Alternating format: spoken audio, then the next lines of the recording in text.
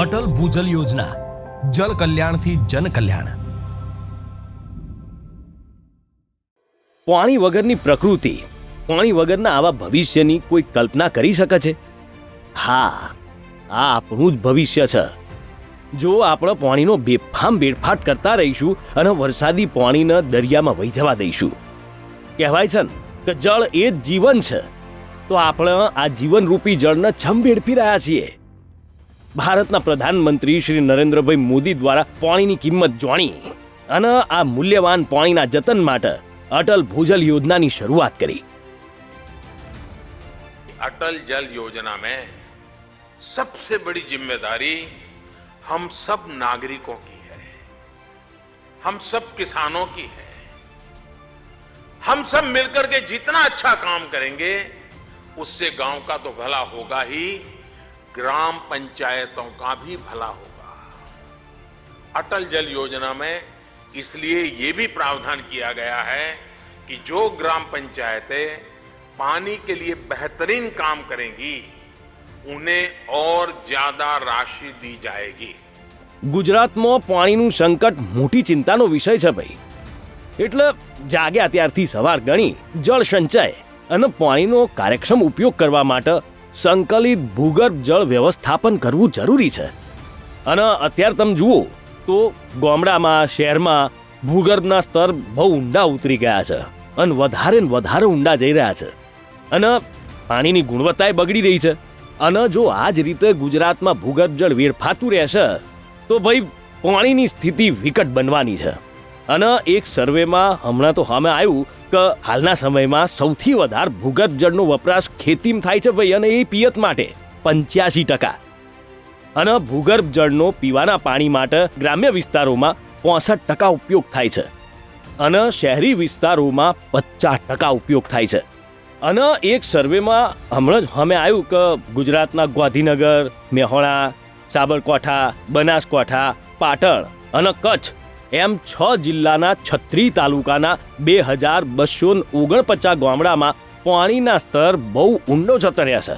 અને આ બધા વિસ્તારમાં છેલ્લા 15 વર્ષમાં ભૂગર્ભ જળ જે હતા એના કરતાં લગભગ 2 થી 3 ગણા ઊંડા ઉતરી ગયા છે. ગુજરાતમાં ખેતી માટે પાણીનો વપરાશ બહુ કૂદકે ભૂસકે વધતો જાય છે અને એના કારણે ભૂગર્ભનું જળસ્તર નીચે જાય છે અને સાથે જ પાણીની ગુણવત્તાએ બગડે છે અને વીજળી બિલ વધ્યું, ખેતી મોંઘી થઈ. હવે સમયસર ચેતી જઈએ અને ભૂગર્ભ જળનું નિયમન કરીએ અને એટલા માટે જ અટલ ભૂજલ યોજનાનો અમલ કરવો ગુજરાતમાં જરૂરી બની ગયો છે ભાઈ.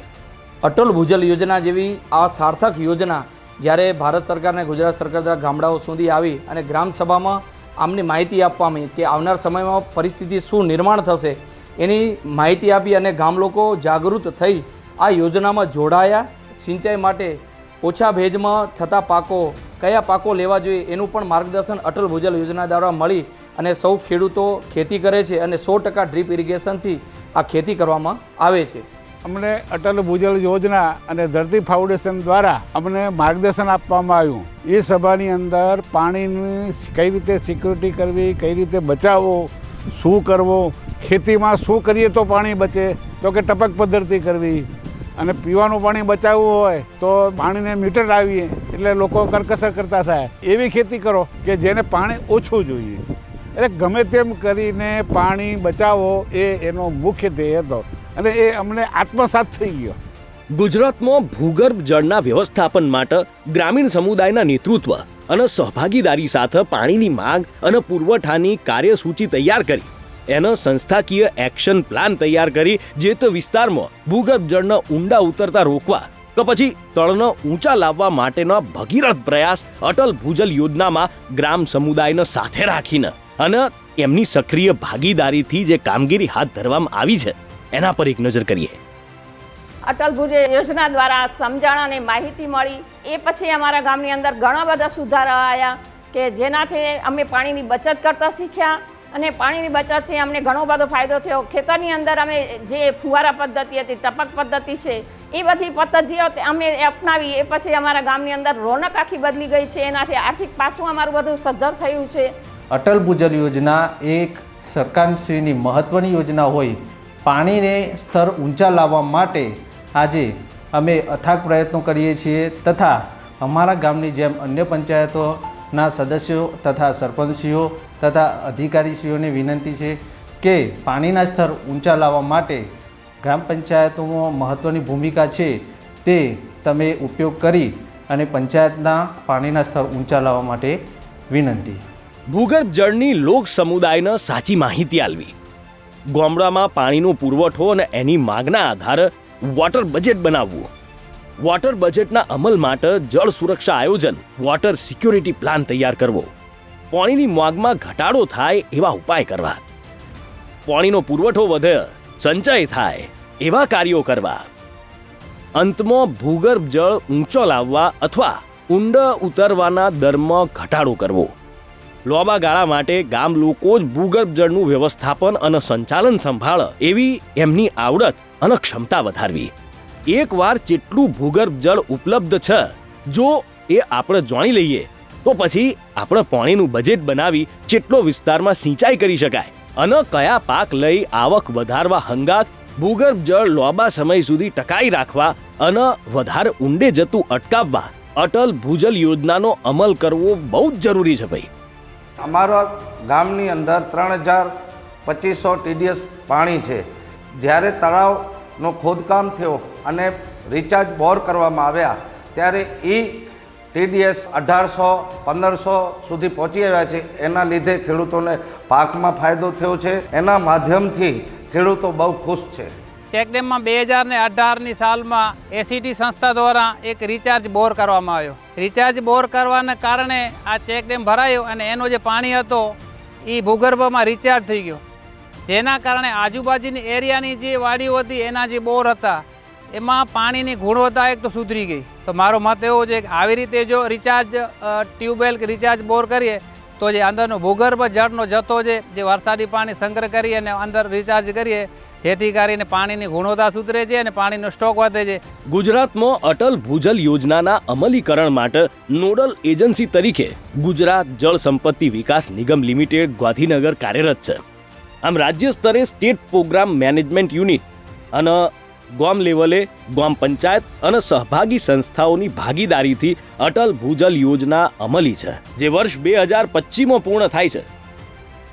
અમારું 2019થી આ એસીટી સંસ્થાના સહયોગથી ને અટલ ભૂજલ યોજના માટે અમે સર્વે કર્યું છે ને સૌથી પહેલાં અમે આ એક બોર બનાવ્યું 250 ફૂટનું આ તળાવમાં ને એના કારણે આજુબાજુ તમે જોઈ શકો છો ફાયદો દેખાય છે. ને બીજા ગામની ચારે બાજુ 13 બોર બંધ થઈ ગયા હતા. એને પુનર્જીવિત કરવા માટે અમે એમને ચેમ્બર વાલ બનાવી ને એમાં વરસાદનું પાણી કઈ રીતે ઉતારે એના માટે પાઇપની વ્યવસ્થા કરી ને પાણી અંદર ઉતાર્યા છે ને એના કારણે ઘણું જ ફરક પડે છે. 2 મહિના માટે 40થી 100 ફૂટની વચ્ચે એનું સ્તર ઊંચું આવી જાય છે.